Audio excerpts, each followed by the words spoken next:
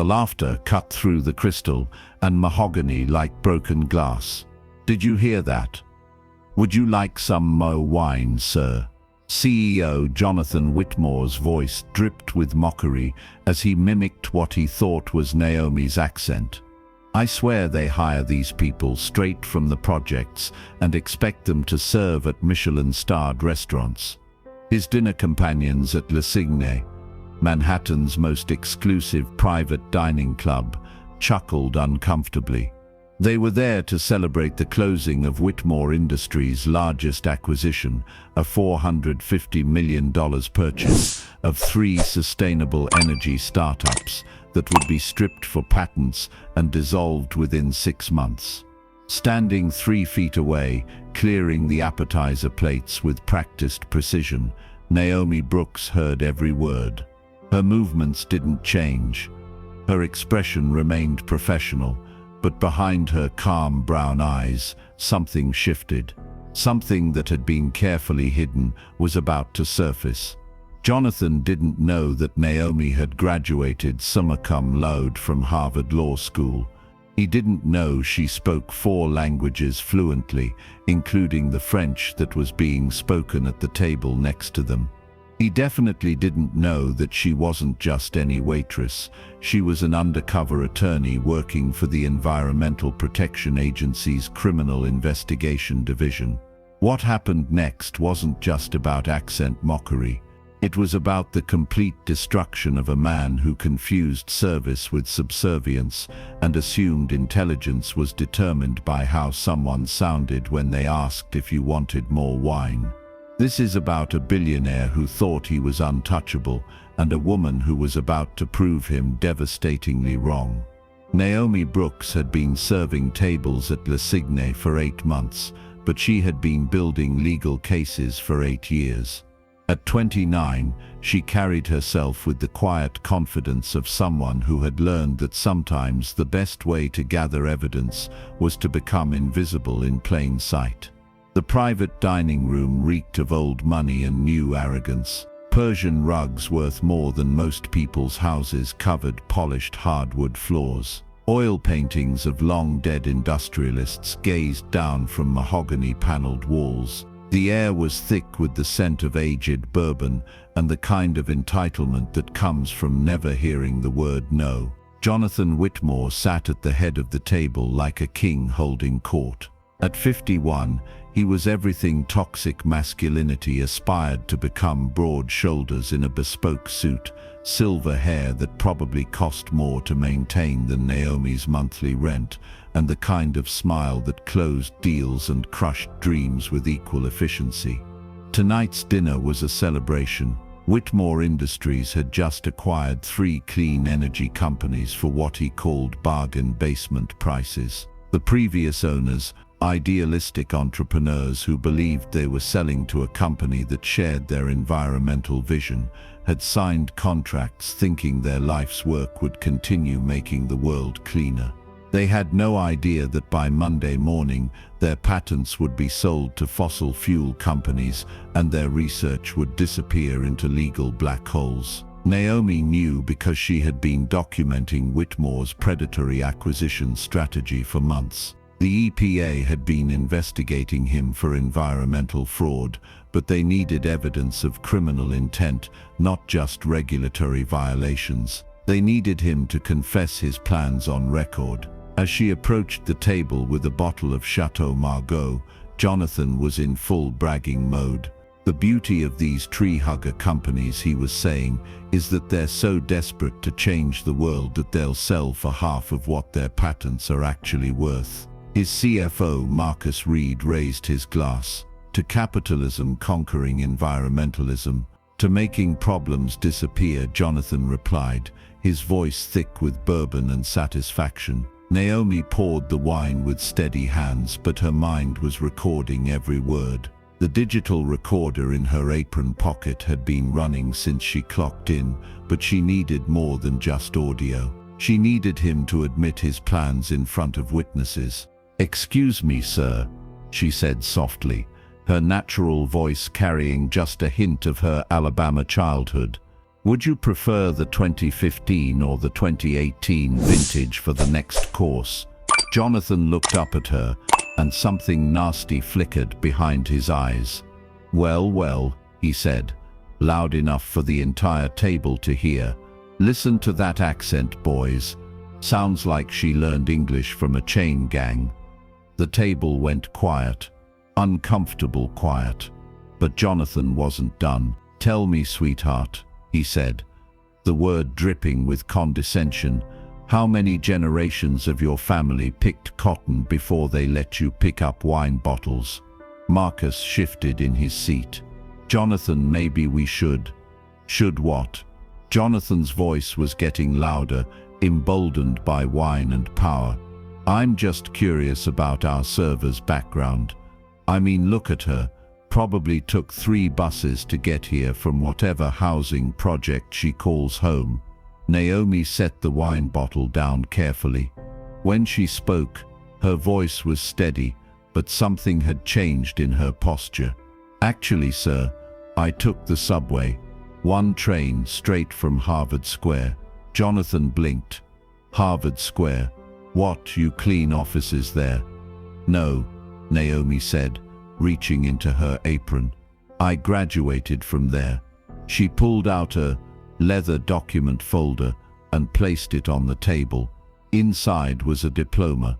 Harvard Law School, Juris Doctor, magna cum laude. Graduated 3 years ago. The room went dead silent. I also have a master's degree in environmental law from Stanford. Naomi continued, her voice now carrying the authority that comes from a decade of academic excellence. And I'm currently employed as a senior criminal investigator for the Environmental Protection Agency. Jonathan's face had gone pale. What are you talking about? Naomi reached into her apron again and pulled out a badge. EPA Criminal Investigation Division. Agent Naomi Brooks, Idaho number 4472. For the past 8 months, she said, her voice now carrying the crisp precision of someone who had argued cases in federal court. I have been conducting an undercover investigation into Whitmore Industries' pattern of fraudulent environmental claims, predatory acquisition practices, and criminal conspiracy to suppress clean energy technology. She looked around the table, meeting the eyes of every witness. Every conversation you've had in this room has been recorded. Every plan you've discussed has been documented. Every crime you've confessed to has been preserved as evidence. Jonathan tried to stand, but his legs seemed unsteady. This is entrapment. This is illegal. You can't. Actually, Naomi said, pulling out her phone, I can, and I have been, for 8 months. She pressed a button on the phone. Immediately, the sound of Jonathan's voice filled the room crystal clear through hidden speakers. The beauty of these tree-hugger companies is that they're so desperate to change the worlds that they'll sell for half of what their patents are actually worth. Jonathan's own laughter echoed back at him from the recording. That's conspiracy to commit fraud, Naomi said calmly. Federal crime, 5 to 10 years. She pressed another button. This time it was Marcus's voice. To capitalism conquering environmentalism. That's criminal conspiracy. Another federal crime. One more button. To making problems disappear. And that's destruction of evidence with intent to harm public welfare. That's the big one, gentlemen. That's 20 years. The room was spinning for Jonathan. Everything he thought he knew was crumbling. But Naomi wasn't done. The real devastation was still coming. The silence in the private dining room stretched like a taut wire. Jonathan Whitmore's face had cycled through several shades of pale before, settling on a sickly grey that clashed with his expensive burgundy tie. His hands, which minutes ago had been gesturing confidently about crushing environmentalists, now trembled slightly as he reached for his bourbon. Marcus Reed, the CFO, had gone completely still except for his eyes, which darted between the EPA badge on the table and the exits like a trapped animal calculating escape routes. Naomi remained standing, no longer the invisible server but a federal agent in complete control of the situation. Gentlemen, before you consider leaving, I should mention that this building has been under surveillance for the duration of my investigation. There are federal agents positioned at every exit. As if summoned by her words, the sound of footsteps echoed from the hallway outside. Professional, measured footsteps that spoke of law enforcement moving with purpose. Jonathan found his voice, though it came out strained. Even if any of this were true, which I'm not admitting, you can't just record private business conversations without consent. That's illegal wiretapping. Naomi's smile was cold as winter steel. Actually, under the Environmental Crimes Enforcement Act, federal agents are authorized to record conversations in the course of investigating environmental fraud, especially when those conversations involve plans to suppress technology that could benefit public health and safety. She reached into her document folder again and pulled out a thick legal brief. This is a federal warrant, signed by Judge Patricia Morrison of the Southern District of New York, authorizing the recording of all conversations between Whitmore Industries executives and any third parties regarding the acquisition and disposal of clean energy patents. Jonathan grabbed for the document, but Naomi pulled it back smoothly. The warrant was issued 6 months ago. Mr. Whitmore, based on a complaint filed by Dr. Sarah Chen, one of the entrepreneurs whose company you've been planning to destroy. Marcus finally spoke, his voice barely above a whisper.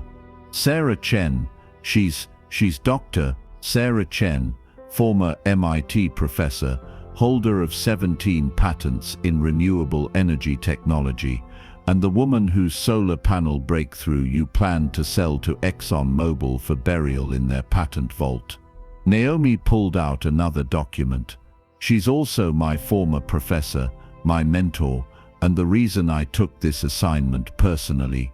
The revelation hit the table like a physical blow.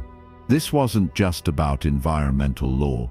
This was about relationships, mentorship, and the bonds between women that men like Jonathan never bothered to recognize or respect. Dr. Chen came to me 8 months ago.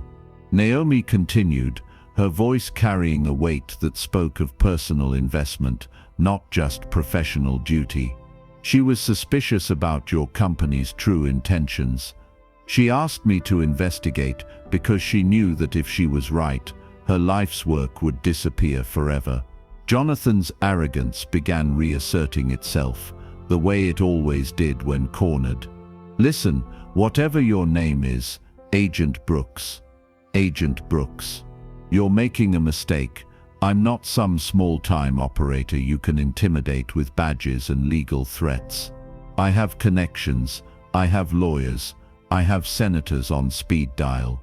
Naomi nodded thoughtfully. You had senators on speed dial. Past tense. She pulled out her phone and showed him the screen. It was a news alert from the Washington Post. Senator Michael Harrison under investigation for environmental fraud cover-up. Senator Harrison received $2.3 million in campaign contributions from Whitmore Industries over the past 4 years. Naomi said, money that was contingent on his vote against clean energy subsidies. That's bribery of a federal official, Mr. Whitmore. That's a life sentence. Jonathan's face had gone from gray to white. You can't prove any connection between campaign contributions and specific votes. Actually, I can. Naomi pulled out a final recording device. Because you discussed it explicitly in this very room 3 months ago. You called Senator Harrison your pet politician and bragged about how much it cost to buy his vote on the Environmental Protection Bill. She pressed play. Jonathan's own voice filled the room again. Harrison's not cheap, but he's worth every penny. For $500, He'll vote against anything with the word renewable in it. The recording continued. The best part is, these environmentalist idiots think they're fighting big oil, but they have no idea that we're the ones pulling the strings. We buy the patents, we bury the technology, and we make sure the status quo never changes. Marcus actually put his head in his hands. But Naomi had saved the worst for last. There's something else you should know, Mr. Whitmore. The 3 companies you acquired today, the contracts you signed. She smiled, but there was no warmth in it. They're null and void, has been for 3 hours. Jonathan blinked rapidly. What are you talking about? Dr. Chen, Dr. Rodriguez, and Dr. Kim, the 3 entrepreneurs whose companies you bought today, they've been working with the EPA since the beginning. Every patent you thought you were acquiring has already been transferred to the Environmental Technology Trust, a federal repository that ensures clean energy innovations remain in the public domain. The blood drained from Jonathan's face entirely. You didn't buy their companies, Mr. Whitmore. You bought evidence of your own criminal conspiracy for $450 million. The sound of approaching footsteps grew louder. Professional voices could be heard in the hallway, coordinating, preparing. The beautiful irony, Naomi said, is that Dr. Chen's solar technology, the breakthrough you planned to bury, is being announced tomorrow morning at a joint press conference with the Department of Energy. It's going to revolutionize residential solar power and put fossil fuel companies out of business within a decade. Jonathan tried to speak, but only a strangled sound came out. And the woman whose accent you mocked, whose intelligence you questioned, whose background you ridiculed. Naomi's voice carried the weight of every insult, every assumption, every moment of disrespect she had endured while building this case. She's about to become the federal prosecutor who sends you to prison for the rest of your life. The door opened and 3 federal agents entered the room. Professional, efficient, inevitable. Jonathan Whitmore, the lead agent, said, "You're under arrest for conspiracy to commit environmental fraud, bribery of federal officials, and violation of the Environmental Crimes Act." As the handcuffs clicked into place, Jonathan looked at Naomi with pure hatred. "You won't get away with this. My lawyers will tear you apart."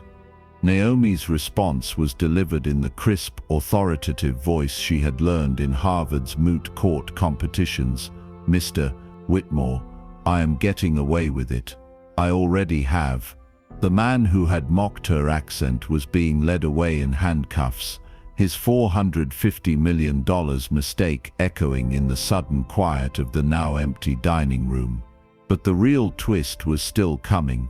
The private dining room felt different without Jonathan Whitmore's presence. Larger somehow, as if his arrogance had been taking up physical space. The federal agents had left with their prisoner, but Naomi remained, gathering the evidence that would end his empire forever. Her phone buzzed with incoming messages. News outlets, legal teams, environmental groups. Within hours, the story would dominate headlines. Billionaire CEO arrested in massive environmental fraud scheme. But Naomi's work wasn't finished. There was still Marcus Reed, the CFO, who sat frozen at the table, like a man watching his entire world collapse in real time. "Mr. Reed," Naomi said, her voice carrying the authority of someone who had just proven she held all the cards, "you have a choice to make." Marcus looked up, his eyes red with the realization that his career, his freedom, his future had all just evaporated. "What kind of choice?" "The kind that determines whether you spend the next 20 years in federal prison or the next 5 years as a cooperating witness." She sat down across from him, no longer the server but the prosecutor. "Your boss is finished. The evidence against him is overwhelming. But you could still salvage something from this wreckage. Marcus's voice came out broken. What do you want? Everything. Every environmental cover-up Whitmore Industries has committed. Every patent you've buried. Every politician you've bought. Every scientist you've silenced. She leaned forward. I want the names of every executive at every company who participated in this conspiracy. I want the location of every toxic waste site you've covered up. I want the financial records that show how this money flowed from fossil fuel companies to environmental destruction. Marcus stared at the table. If I do that, I'm a dead man. These people don't just fire you, they destroy you. Mr. Reed, these people are about to be in federal prison. The only question is whether you join them or help us. Make sure they stay there. She pulled out a legal document.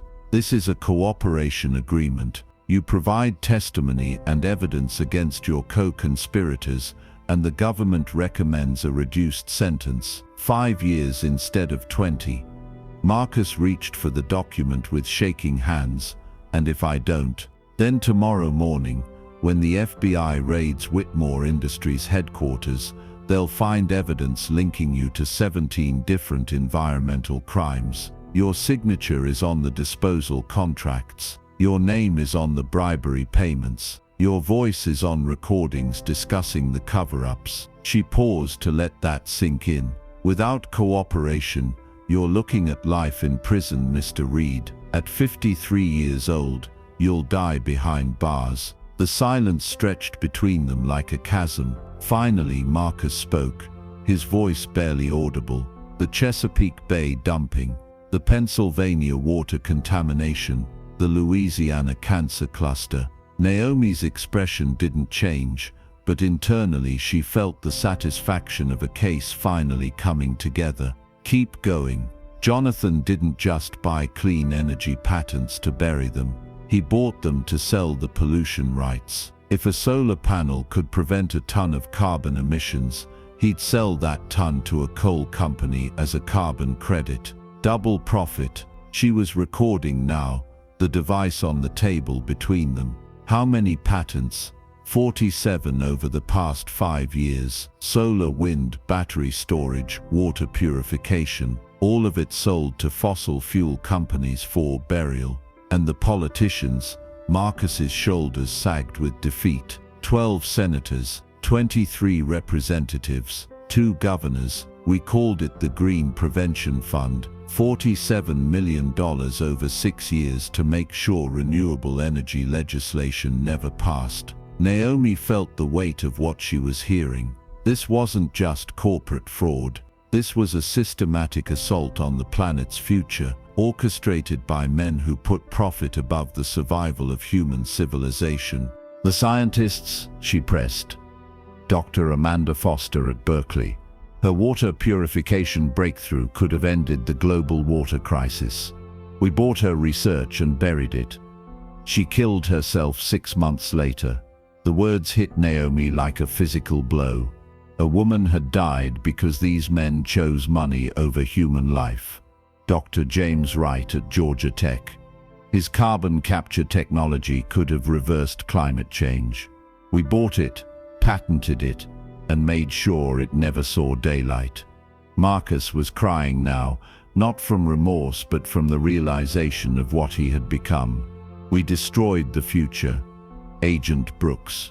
We literally destroyed the planet's future for quarterly profit margins. Naomi's voice remained steady, but inside she was burning with a fury that threatened to consume her professional composure. How many people died, Mr. Reed? How many communities were poisoned? How many children got cancer because you buried technology that could have saved them? I don't know, Marcus whispered. We never counted. You never counted. The words echoed in the suddenly quiet room. Naomi stood up. Mr. Reed, you're going to help us count. Every victim, every community, every life that was destroyed by your conspiracy. And you're going to help us make sure it never happens again. She gathered her evidence, her recordings.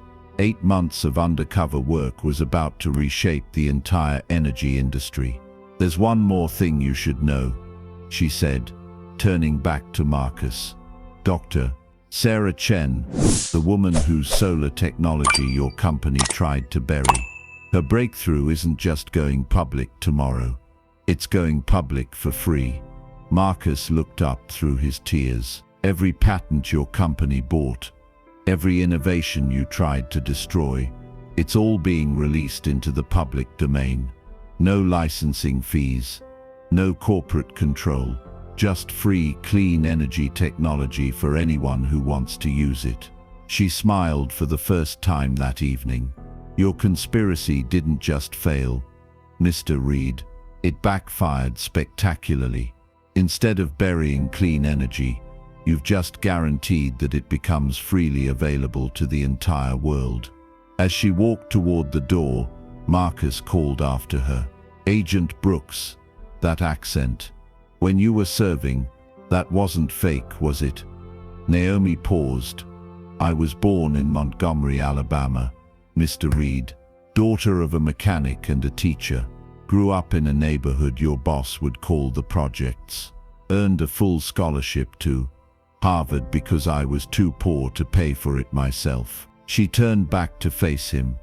"Every assumption your boss made about me was based on prejudice, ignorance, and the belief that how someone sounds determines their intelligence."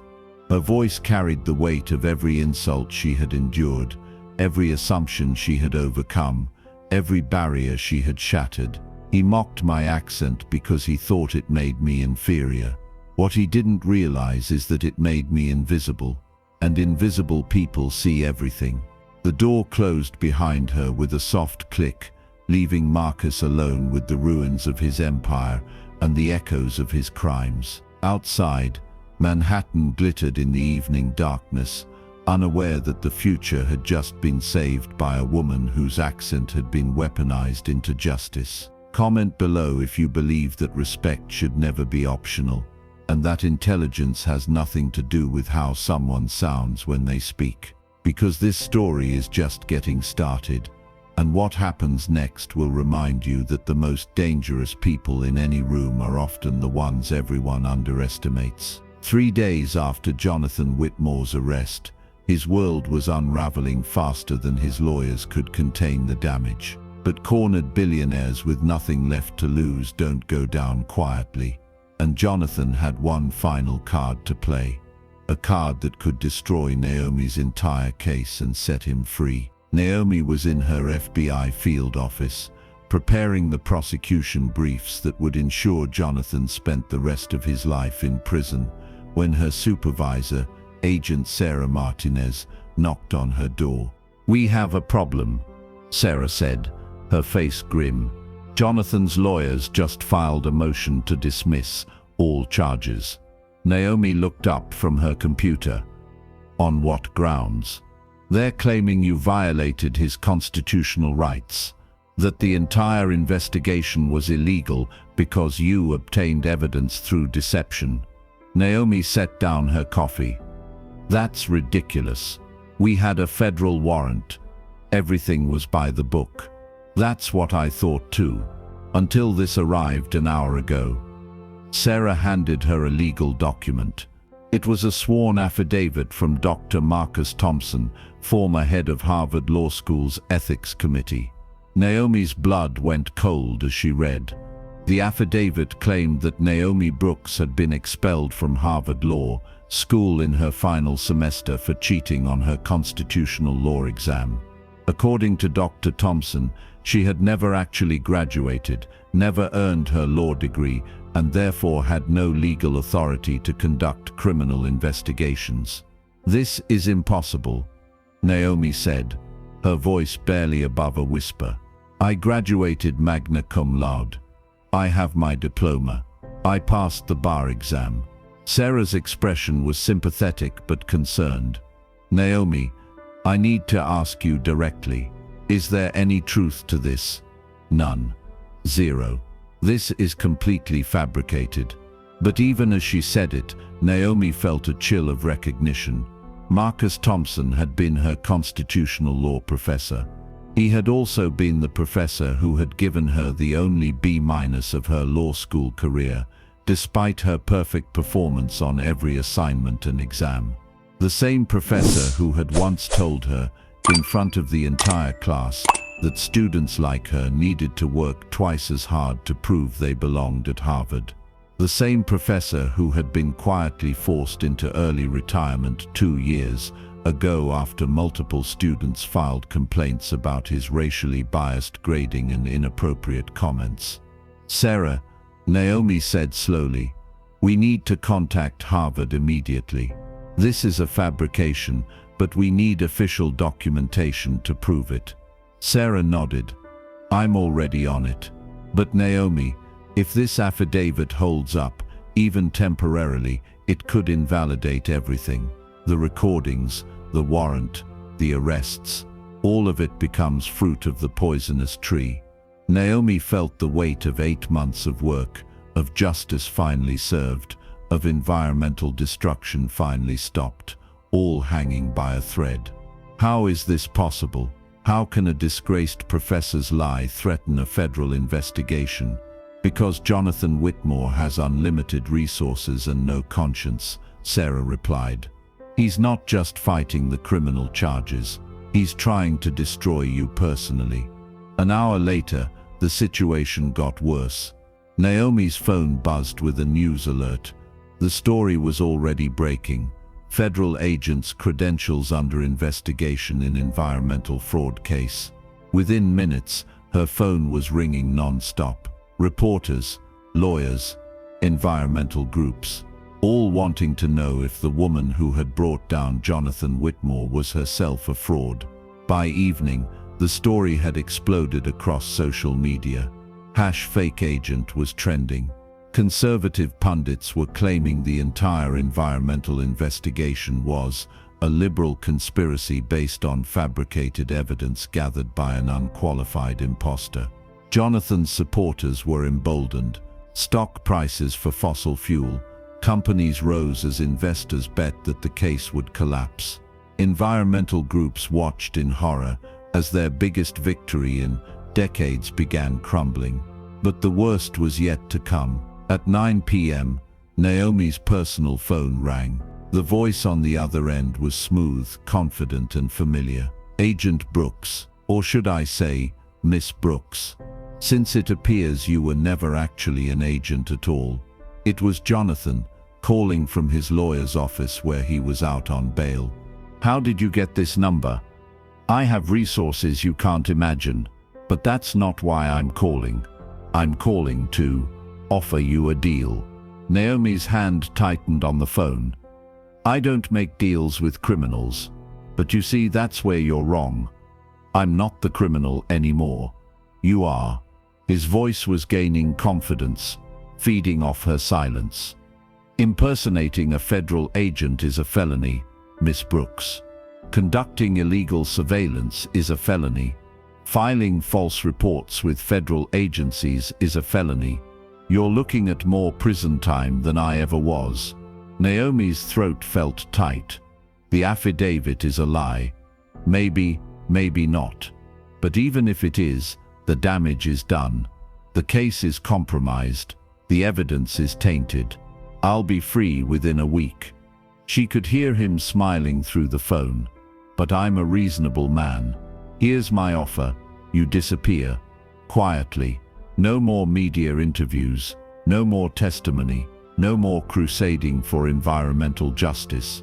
Just vanish back to whatever Alabama trailer park you crawled out of."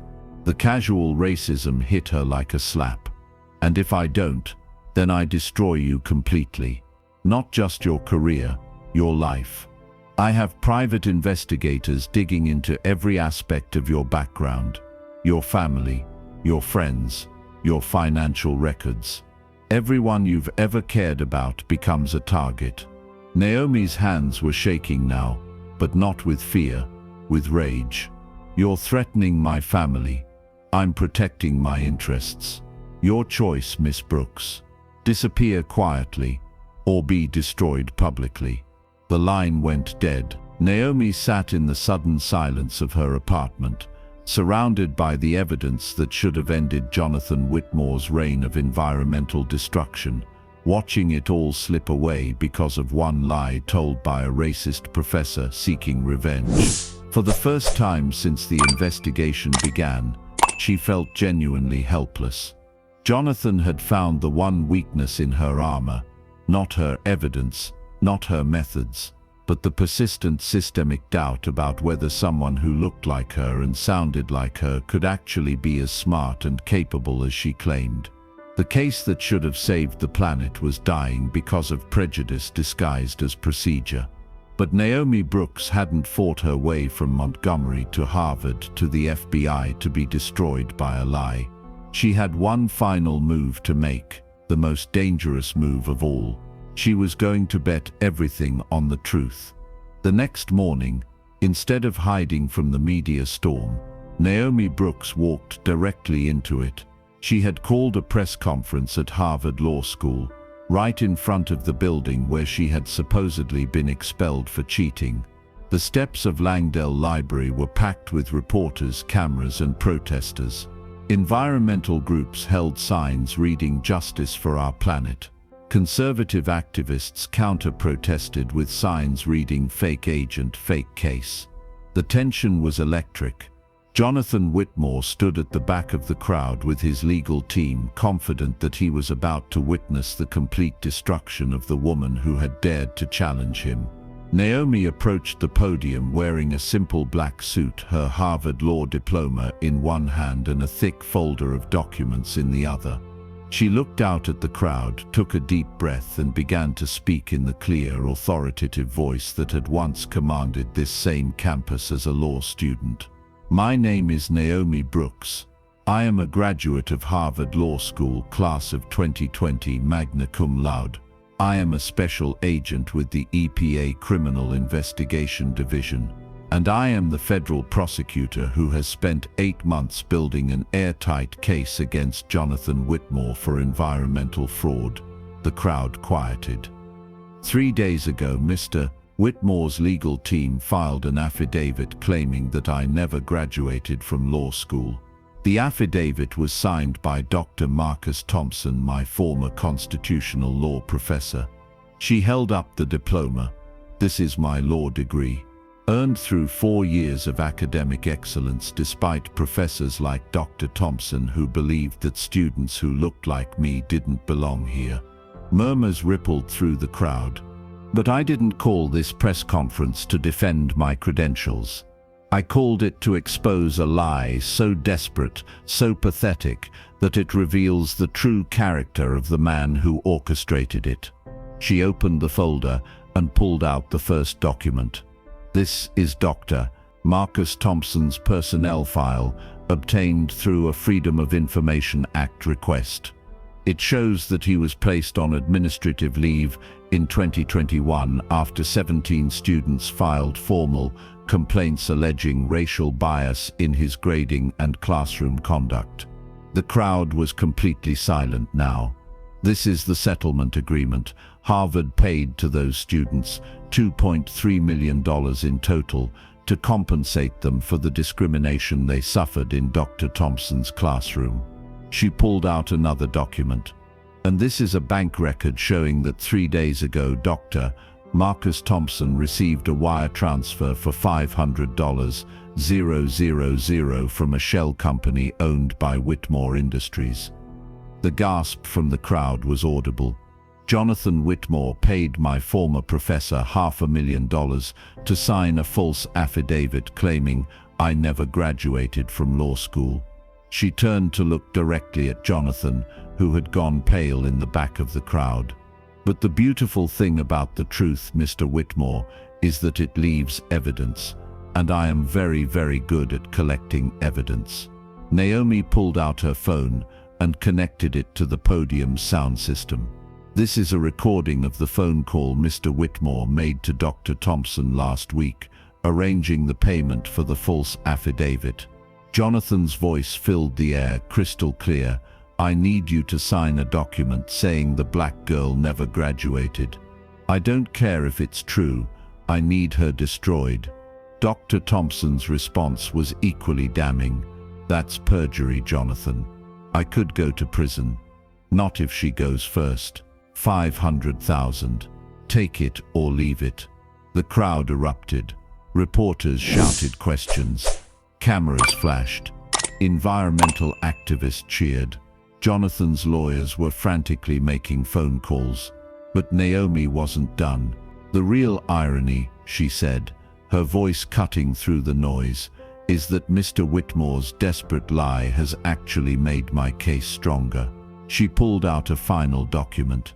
Because in addition to the original charges of environmental fraud, conspiracy and bribery, Jonathan Whitmore is now facing federal charges for witness tampering, obstruction of justice, and conspiracy to commit perjury. She smiled. The man who tried to destroy me with a lie has just added 20 more years to his prison sentence. The crowd fell silent as the implications sank in. But there's something else you should know, Naomi continued.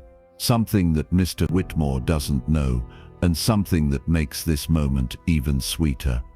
She paused for dramatic effect. Dr. Marcus Thompson called the FBI yesterday morning. He confessed to accepting the bribe, provided evidence of the wire transfer, and agreed to testify against Jonathan Whitmore in exchange for immunity. Jonathan's face went from pale to completely white. It turns out that Dr. Thompson's racism had limits. He was willing to discriminate against his students, but he wasn't willing to go to federal prison for perjury.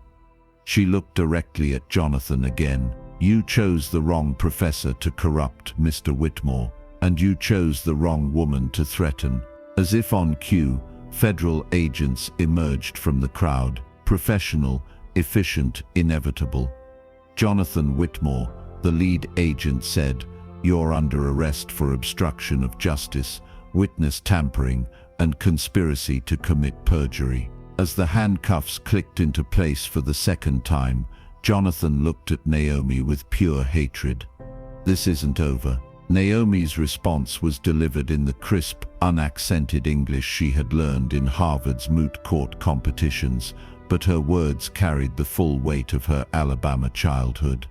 "Yes, it is, and you lost." But the real twist came in her final statement to the press. "There's one more thing you should know," she said, her voice carrying across the now quiet crowd. "This investigation was never just about Jonathan Whitmore. It was about an entire system of environmental destruction that reaches into the highest levels of government and industry." She pulled out one final folder. "Over the next 6 months, federal prosecutors will be filing charges against 47 executives, 12 senators, 23 representatives, and 2 governors. All of them part of a conspiracy to suppress clean energy, technology, and poison American communities for profit." The silence was complete. The woman whose accent was mocked, whose intelligence was questioned, whose very existence was denied, has just brought down the largest environmental crime syndicate in American history. She gathered her documents and walked away from the podium, leaving the media and the crowd to process what they had just witnessed. Behind her, the man who had tried to destroy her was being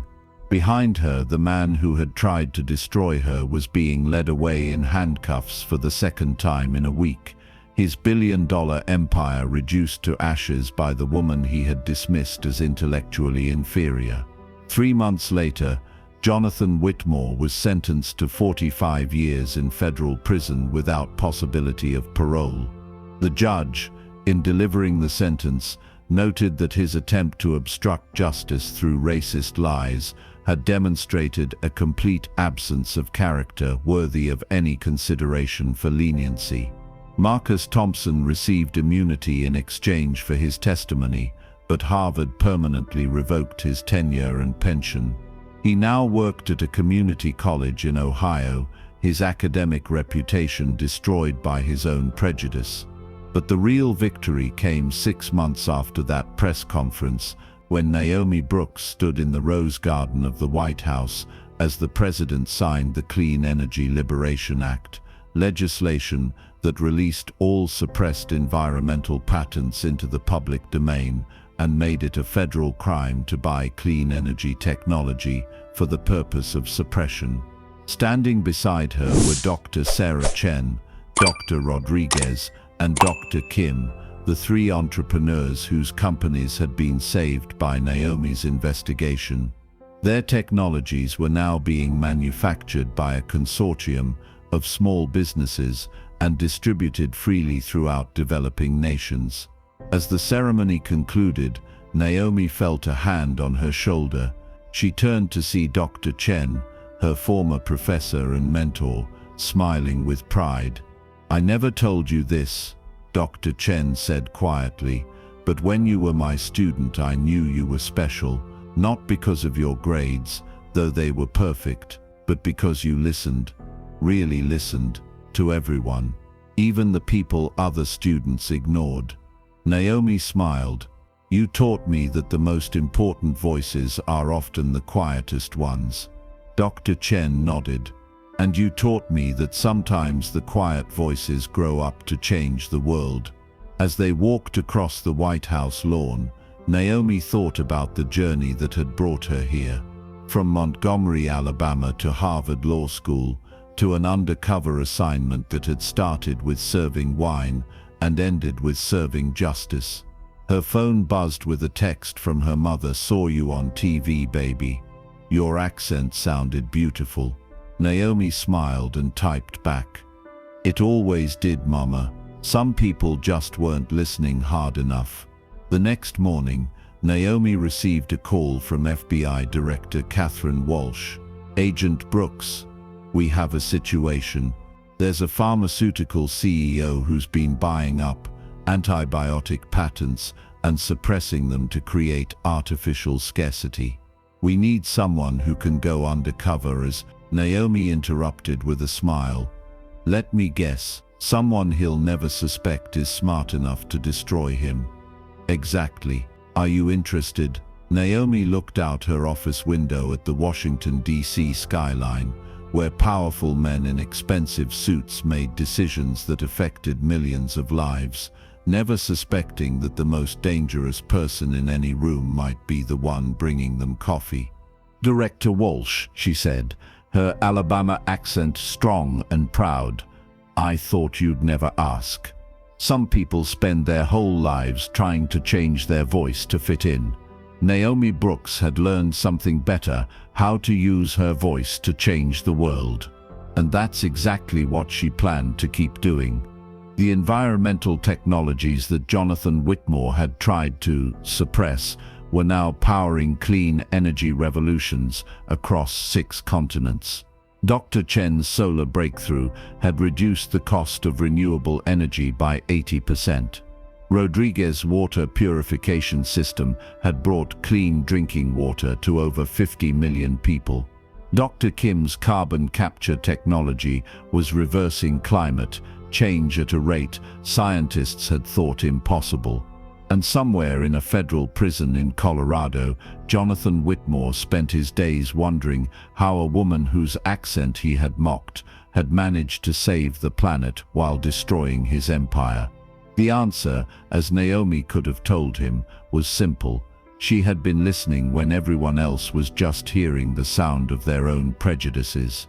Sometimes, the most powerful weapon is the truth, and sometimes, the most dangerous person in the room is the one everyone underestimated. Game, set, match.